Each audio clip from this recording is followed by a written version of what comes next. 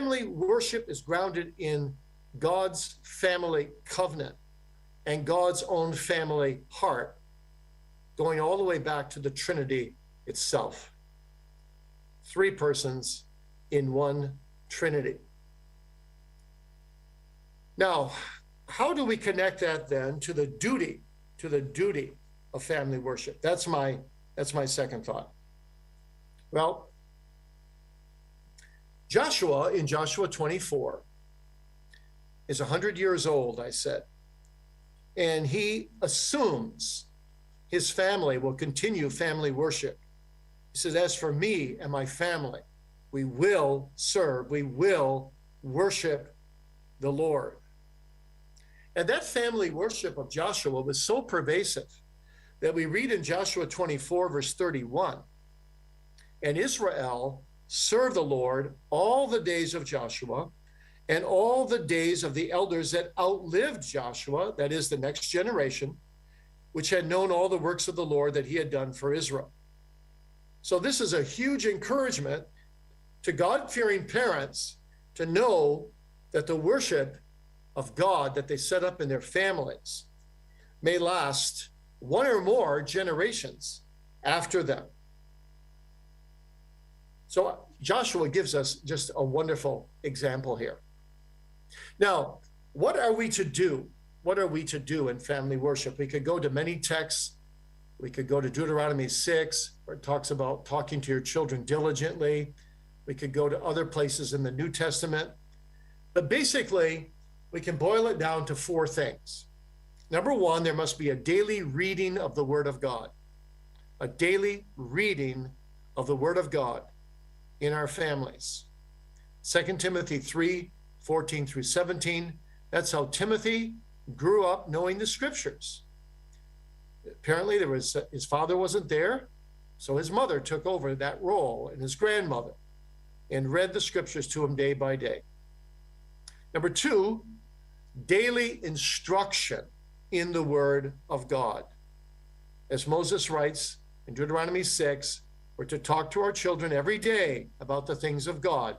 When we sit in our house, when we walk by the way, when we lie down, when we rise up. That's just a Hebrew way of saying family worship is a daily activity, a daily activity. A daily activity in which we have questions and answers with our children and discussion, and we interact every day about the truths of the Bible. So if you have 365 days a year and your child is in your home 20 years, that gives you 7,300 opportunities. If you do it once a day, if you do like the Puritans, family worship twice a day, it gives you 14,600 opportunities to talk to your children about the Word of God. Now, Moses is not suggesting here a little casual talk. He's saying we should talk with our children diligently, earnestly, from heart to heart, day by day. So first is the daily reading of the Word of God. Second is the daily instruction from His Word. And then thirdly is the daily prayer to the throne of God. We read in Jeremiah that God's wrath is poured out on families that don't call upon His name.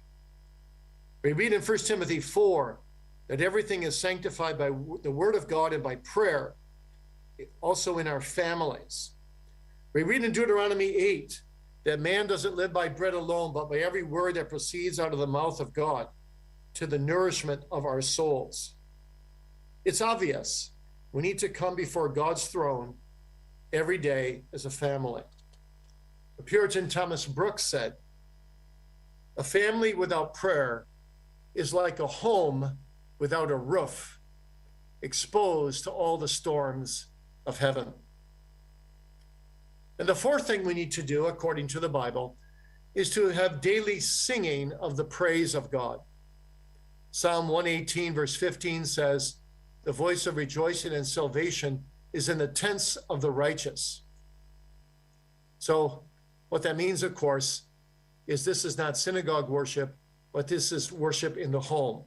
The Israelites were worshiping God in the home, and they were singing day by day in their homes as Philip Henry, the Puritan father of the famous commentary Matthew Henry, said, this is a mandate to sing the Psalms or classic hymns in our home day by day.